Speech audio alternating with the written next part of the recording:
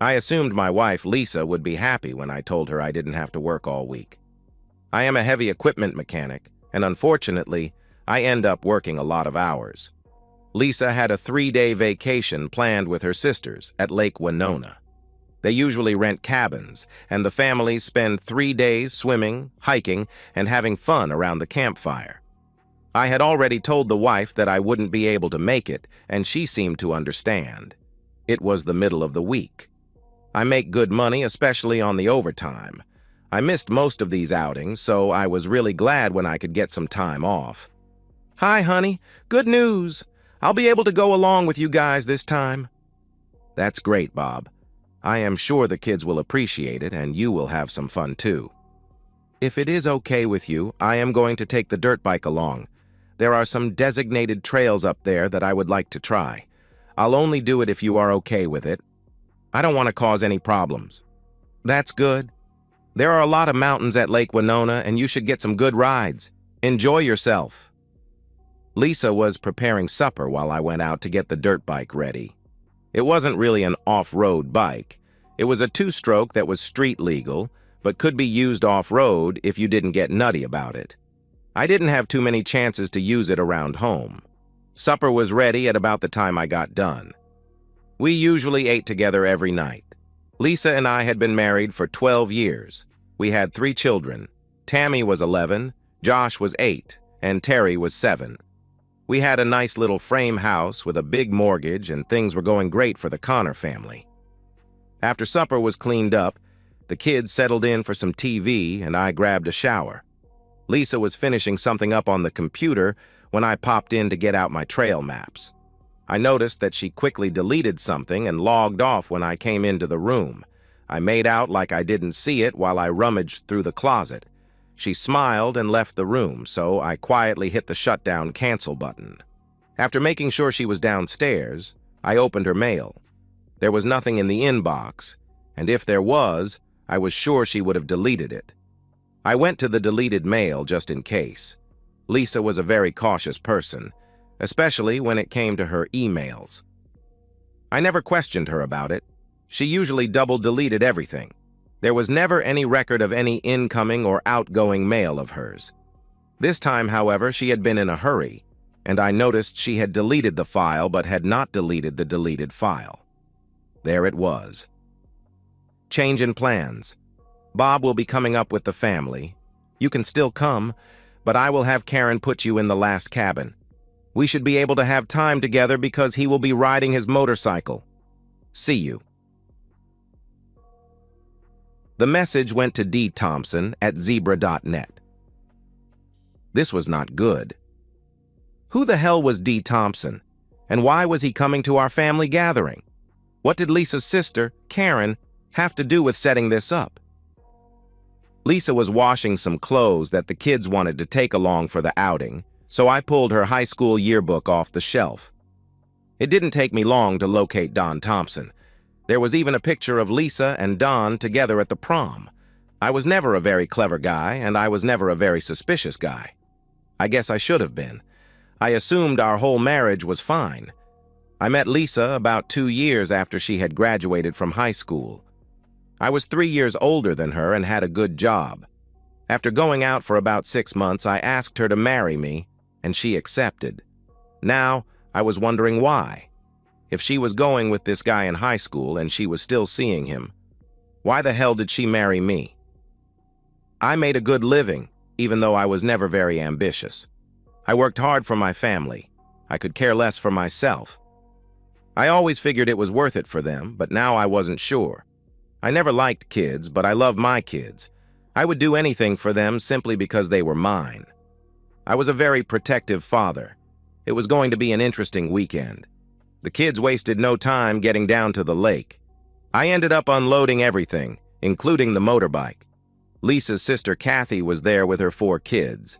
The youngest sister, Cora, was divorced and had 3 little ones. Kathy's husband, George, didn't make it.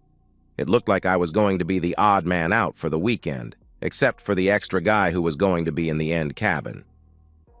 After getting settled in, I noticed a dark green Durango parked by the last cabin. We all had a quick lunch and I announced I was going for a ride. I had the bike all ready and grabbed the video camera before leaving. The bike was a noisy little sucker, and I was sure that Lisa was counting on that, so she could be assured I didn't sneak back. I went about a quarter mile, let the bike idle for a while, and then shut it down. It only took about 10 minutes to walk back to the campgrounds. The three sisters were sitting around the picnic table chatting while the kids were scattered all over the place. About that time, a tall, good-looking fellow who I assumed drove a Dodge Durango came over to the table. All the girls greeted him warmly. After about 10 minutes, he got up and walked off. He went around the cabins and over toward the changing rooms. I started to work my way over when I saw Lisa leaving the table and coming our way. Dawn entered the back way of the ladies' side so no one would notice, and Lisa followed in a little while. I quietly entered the other side and turned the video camera on. I didn't even take the lens cap off because there was nothing to see. I worked my way over to the adjoining wall and could hear them talking. "I am really sorry, Dawn. I had no idea Bob would be coming today. I'll try to make it up to you. He will probably be running around on his motorcycle most of the time, so all we have to do is watch out for the kids." "It's okay, Lisa. I understand. I am a little disappointed, but I am sure it will be great regardless. They are going to have a little sing-along thing tonight by the cabins. I will sneak down to the lake, and we can have a swim together like old times. Kathy will see to it that Bob is kept occupied. I don't know if I can wait that long. Zerania, silly boy, let's see. I think I can take care of you a little bit so you can make it till dark." I could hear the sound of a zipper and some clothes being removed. As Don started to moan, it was evident that he was getting a BJ from my wife. I listened carefully and could hear her slurping and humming as she worked on him. Finally, he started to moan and breathe a little faster. After a few coughs and the sound of spitting, Lisa started to giggle. "Okay, Don, that should hold you until tonight. I have to get back to my sisters." I sat there stunned. I was heartbroken, but what the hell did I expect? I was sneaking around trying to catch her, and I did. I guess I was disappointed that it happened at all, but I knew it was going to. I stayed in the bathhouse another 10 minutes after they left, trying to figure out what to do. It was depressing as hell, and I hated being depressed. I didn't get any video, but I did get 10 minutes of good audio on the camera. I walked back to the bike and then took off on a long, rough ride. I needed something to cool me off. It would be so easy to confront Lisa and have it out, but it was just not my style. Actually, I didn't have a style. I was just non-confrontational about most problems. For 12 years, I thought I had a great marriage, and now I find out I was just a provider for my wife and kids. A necessary convenience. I spent the better part of the afternoon surveying the area around the beach. There was a long, grassy slope going down to the water's edge. The beach was narrow with rocks and woods on the sides. There was a fire pit in the middle, about 50 feet from the beach. Lisa, Kathy, and Cora had taken the kids on a hike up to a local waterfall. I took the time to collect and arrange a lot of wood in the fire pit. I put kindling on the bottom and carefully stacked up some nice dry logs on the side. I found some cardboard that I was able to layer on the bottom to help in starting. There were not many people at the site, so I didn't draw any attention. I didn't notice Dawn anywhere.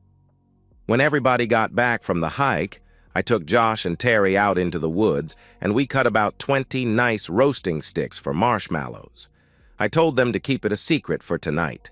They were excited about it. I gave Tammy 2 big bags of marshmallows and again explained what we were going to do.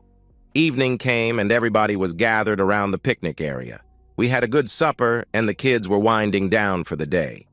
Kathy was being very chatty and sticking close to me. She was asking me to help her to do frivolous little things and being extra friendly. I kept an eye on Lisa, but tried not to be too obvious. Finally, the sun was down, and there was only a slight bit of moonlight. There was an ongoing argument as to what we were going to do the rest of the evening, and it looked like ghost stories were winning by a slight margin. All of a sudden, I noticed that Lisa was gone and Kathy was very close by my side. I got a very detailed explanation about how Kathy's husband, George, was redoing their kitchen. She was making a great effort to keep me interested, but my mind was elsewhere. I finally excused myself to go to the cabin for the video camera. Since it was in the opposite direction from the lake, Kathy did not seem too concerned. It was too dark to take any video, so I didn't bother to get the camera. I grabbed 2 cans of charcoal lighters and some wooden matches. By going behind the cabins, I was able to dash down the slope to the beach without Kathy seeing me. There was just enough moonlight to keep me from killing myself. As I got closer, I got quieter. I could make out 2 figures in the water. On the grassy area near the beach was a blanket. Lisa and Don had left their clothing and underwear on the blanket, along with 2 towels. I carefully lifted all 4 corners of the blanket and walked over to the fire pit. I emptied 1 can of charcoal lighter on the wood, and then placed the blanket on top and added lighter fluid. With a quick flick, I threw the barn burner on the pile of combustibles and jumped back. I was still too slow. I singed my eyebrows and the hair on my arm when the pile of wood erupted in flames. That was the signal. Tammy and Josh jumped up and started yelling, "Marshmallow roast! Everybody to the bonfire!" All the kids started running down the hill to the fire pit. I looked over to the water and saw Lisa. The light from the fire was reflecting from Lisa and Don's eyes as they stared at the horde descending on them. I could see Kathy at the top of the hill looking like the world was going to come to an end. The kids were quickly spread around the fire. Josh handed out sticks, and Tammy had the marshmallows. Lisa was trying to hide along the side of the dock as I slowly walked out. I looked over at her lover. "Hi, Don. I'm Bob, Lisa's husband. Nice to finally meet you." He seemed flustered and didn't say anything. "Lisa, can I help you up the ladder so you can join your children around the campfire?" "No, damn it. Just go over to the blanket and get our towels." "Sorry, honey. I'm afraid I used the blanket, towels, and clothing to start the fire." "A great fire, isn't it?" "No, Bob, no. Why the hell did you do that? How are we going to get out of the water?" "I am sure Kathy will be more than happy to help you. I am going home." Kathy passed me on the dock as I was leaving. I went up the hill and no one even noticed me going. I got my jacket and the videotape out of the cabin. Using the valve stem tool from the dirt bike tool bag, I removed the 4 valve stems from Lisa's SUV. She would not be able to get them fixed until the next day. I took a pair of pliers and tried to open the petcock on Don's Durango, but couldn't budge it. I ended up hitting it 3 times until it just broke off. The Dodge wasn't locked, so I reached inside and took his registration out of the glove box. I realized that Lisa could just take one of her sister's cars, but I figured she would wait to get her own. I turned my cell phone off and left the campsite on the dirt bike for the highway. It was a long way on an uncomfortable vehicle. I didn't get very far because I had to stop and refuel the sucker, as well as mix the gas and oil. At least it was late, and the roads were not too crowded. I leveled it out and started to knock off the miles. A green Durango passed me at a good clip, and I noticed some white vapors coming from underneath it. About 10 miles further down the road, it was pulled over. Don Thompson was leaning under the hood trying to figure out what the problem was. I went flying by unnoticed and headed for the next gas station. A bigger gas tank would have helped. I grabbed a cup of coffee after filling up and pulled the Durango registration out of my pocket. Don lived in Pottsville, which meant I could cut over right now and be there in less than an hour. Of course, after I got there, I had to find the address. That took another hour. He lived in a modest frame house just south of town. I couldn't tell if he owned it or rented it. Anyhow, I figured he wouldn't be home for a while, so I broke a kitchen door window and let myself in. Don had a little computer area set up in his bedroom. I found a nut driver in the desk drawer and took the side off the CPU. After removing the hard drive, I looked around for anything else that might be interesting. There was a CD album-type book on the corner of the desk that contained about 20 discs. I grabbed it and the hard drive and left. Less than 2 hours later, including another gas stop, and I was home. It was at a time like this that I was glad my pickup had a king cab. I was able to get my clothes, PC, and some household items behind the seat. I gathered up a bunch of personal papers and documents and went to a motel on the other side of town. It was 3 a.m. I had to get a little shut-eye because tomorrow would be a busy day. As tired as I was still up early.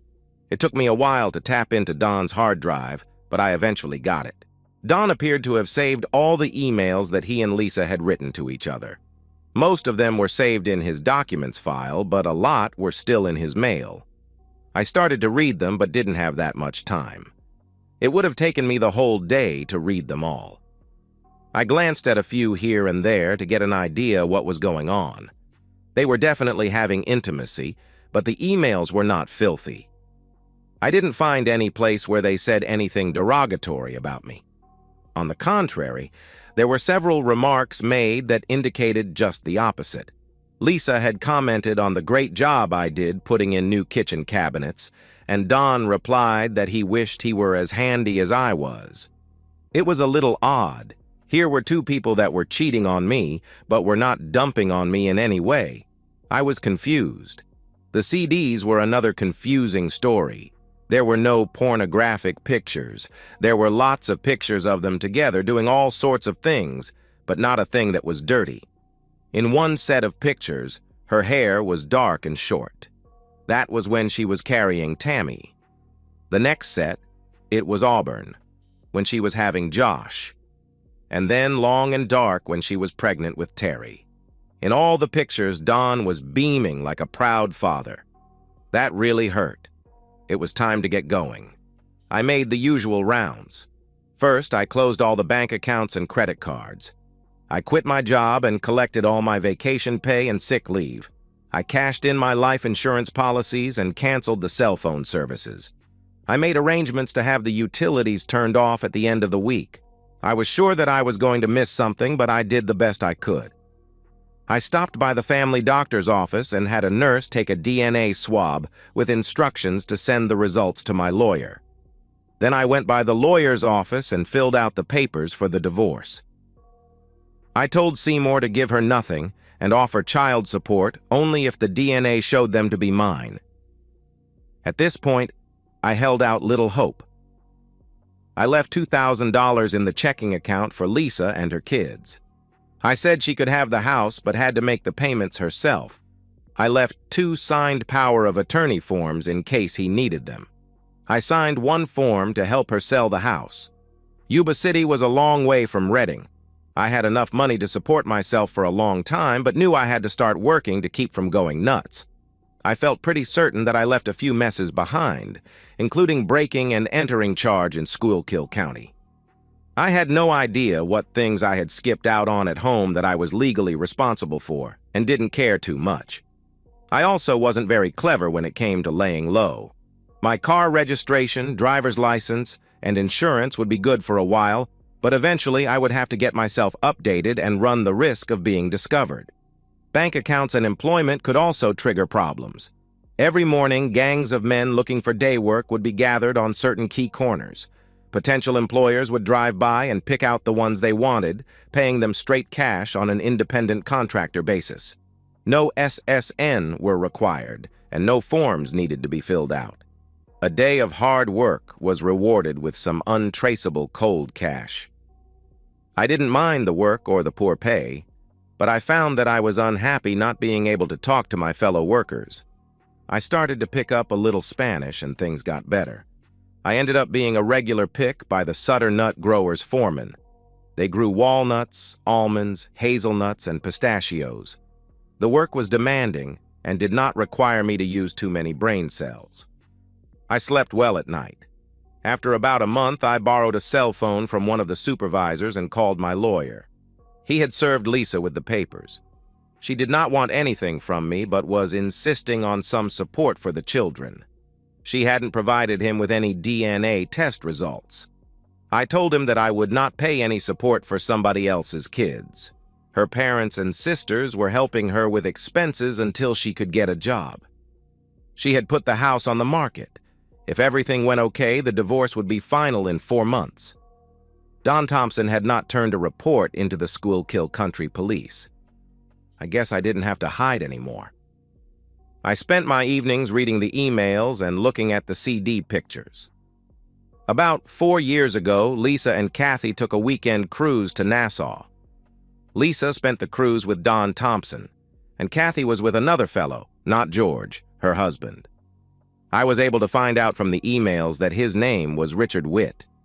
It was not a pleasant set of pictures to look at. From the pictures, it became apparent that Lisa and Don shared a cabin. I had loved Lisa and would do anything for her. I had a hard time accepting all the new information that I was finding. How could I have been so stupid? Sutter Nut Growers had 2 big tree shakers. One of them was broken when I started working there, and today the second one broke. The company had to get a serviceman to come up from Sacramento to fix them. They were going to cut the workday short and send everybody home, so I asked the supervisor if I could look at it. It only took about an hour for me to get it up and running. All my amigos were happy because they got to finish out the work shift. I spent the rest of the day working on the second shaker and finally got it running at about 7 that night. Everyone else had left earlier, so the supervisor, John Foreman, offered to give me a ride home. On the way to the house, he offered me a regular full-time job as an equipment repairman, which I immediately took. About a month later, I came home from work and found a budget rental car in my driveway. George Mitchell, Kathy's husband, had found me. He was sitting on the front porch and gave me a half smile as I walked up to the house. I wasn't really happy to see him, but tried to be congenial. "How long have you been waiting, George?" "About 2 hours. I could use a cold beer if you have any." I got us both a Foster's, and we sat down at opposite sides of the Formica kitchen table. "What would be important enough for you to fly almost 3,000 miles to see me, George?" "Lisa asked me to come, and her parents sprang for the cost of the tickets." "Okay, let's get started. First of all, what are you trying to accomplish?" "I spent the whole flight out here trying to come up with the right way to approach this. Let me tell you something. Not too many people know about concerning Kathy and me." "Does it concern Richard Witt?" Zrania. "Yes. I guess it wasn't as big a secret as we hoped." I just smiled. "Bob, all 3 of the Spencer girls, Lisa, Kathy, and Cora, wanted big families. It was important to them, and it was very important to their parents. We were married for 2 years and had no luck. The test showed that the problem was mine. I was shooting blanks and Kathy was fine. We didn't want to adopt, and we couldn't afford the artificial procedures. It took a long time, but we finally agreed that we would try and find someone else to get Kathy pregnant. I realize that it sounds bizarre, but we gave it a lot of thought. Richard was a friend from high school. Kathy had dated him and had intimacy with him prior to meeting me. He was one of the ushers at our wedding. I liked Richard, so Kathy and I met with him to explain the problem. He was reluctant at first and only agreed to do it with some concessions." "Concessions?" Zrania. "Richard said he would get Kathy pregnant as many times as we wanted, but he wanted to be able to get together with her once a month and 1 weekend a year. On those terms, he was willing to help until he found a wife of his own. All 4 of our kids are Richard's. About 3 years ago, I was best man at his wedding, and he has not seen Kathy since." "Just how does that relate to Lisa and me?" Zrania. "The same, but different." "I assume you are going to explain that." Lisa and Don Thompson had been sweethearts since junior high school. They had their whole life together planned out except for one problem. Don had a water skiing accident right after they finished high school. He could still have intimacy, but could not father any children. Lisa was devastated. The most important thing in her life was going to be her children. Don convinced Lisa that she should marry so that she could have her family and that they would remain close friends. "You mean intimate buddies?" Zrania. "That's a crude way to put it, Bob, but I guess the answer is yes." I was listening very closely to what George was saying. Some of it sounded like the truth, but most of it was bull. I decided to let him talk some more. Lisa finally agreed to it, but asked Don to find her a husband. He didn't want anyone in the Pottsville area, so he looked up a friend he had in Reading, David Lipman.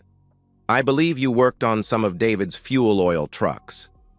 Yeah, Dave seemed to be an all-right fellow.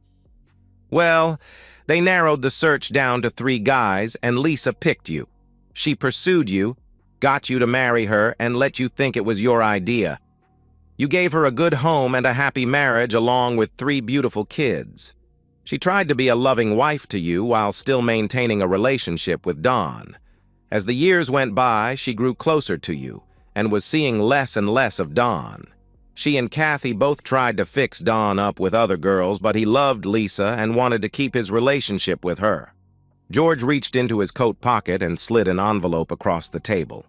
Inside was a DNA report. The letterhead read, Schuylkill Scientific Labs. I was expecting a form of some type, but this was just an official-looking letter that stated that I was the biological father of our 3 children. I looked at the report and looked at George. He said nothing. Is that it, George? Zerania. Well, Lisa broke off all contact with Don right after you left. She made the decision that it was better for her and the children. She hoped that with Don out of her life for good, you would reconsider the divorce and come home. I got 2 more beers. I didn't say anything, but just sat there and stared at the paper. I couldn't believe that this guy had taken a plane all the way across the county to feed me this bull. There might have been a small piece of the truth somewhere, but I couldn't pick it out. I never did understand why Lisa married me, and even after listening to George's crap, it wasn't any clearer. What time is your plane back, George? I have to be at the Sacramento terminal by 8. I'll have just enough time to drive down there and get the rental car checked back in. I really appreciate you coming all the way out here to explain things to me, George. You probably could have done it on the phone, but I guess being face-to-face is more effective. Is there anything you want me to tell Lisa or the kids when I get back home? I know she is hoping for some good news. She was really devastated when you left. I can't think of anything right now. Give them my best, and tell them I'll be thinking about them. I walked George to the car. I could tell he was hoping for a little more reaction than he got. It was an interesting story, especially when he started off by making a confession of his own relationship with Kathy. If everything he said was true, then I might want to reconsider the divorce. But there were too many holes. I felt a lot of affection for Lisa. We had a lot of great years together, and I always considered us to be a team. Her apparent betrayal left me heartbroken. I would like to mend it if I could. I was looking for more information and more answers, and I wanted them to explain and improve things. I still couldn't believe that George flew all the way out here for a 30-minute conversation. The next day, I called my lawyer. Seymour, this is Bob Connor out in California. I don't hear from you often enough, Bob. What do you need? First of all, did you ever get any official results back on the DNA paternity tests? Bob, I didn't get a thing. I asked Lisa 3 different times, and she promised each time, but I still have nothing. I told her I would pay for the testing, but I don't think it made a difference. Lisa's brother-in-law gave me a letter from the Schuylkill Scientific Labs in Pottsville that indicates that I am the father. Did you give them anything from my tests that they could use as a standard? Never heard of the lab, and I still have your results here in the office. I never gave them out to anyone.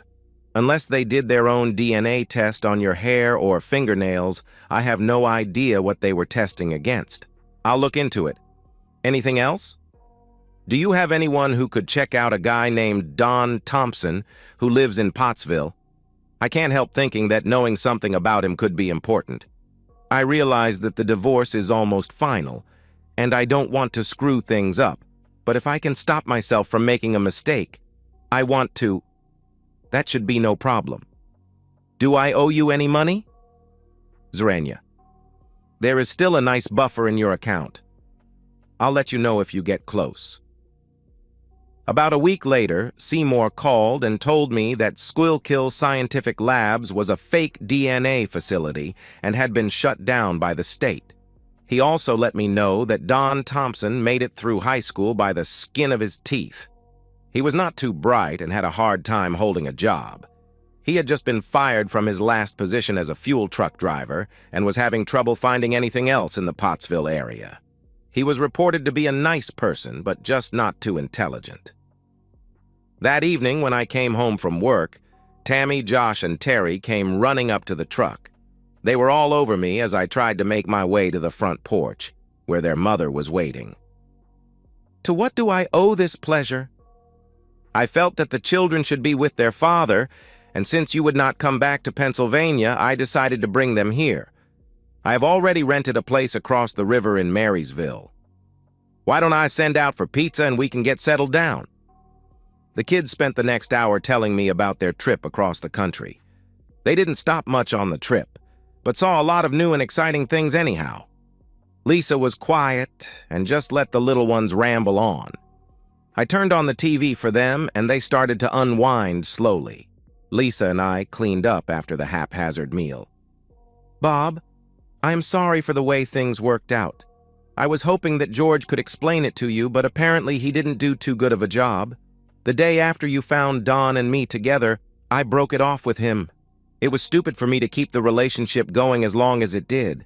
I knew for several years now that our marriage was more important to me than my friendship with Don. We were together for so long and we were so close that it was hard to sever the ties. I am sorry if that sounds stupid, but I don't know how else to explain it. I haven't seen Don since that day at camp and have no intention of seeing him again. I hope you can realize that it is you that I love and want to spend the rest of my life with. You are the father of my children, and I want you to help raise them." I don't know what to say, Lisa. You caught me by surprise. There are a lot of things I don't understand and maybe don't want to. It is nice to see the kids again, and I hope I can help you with them.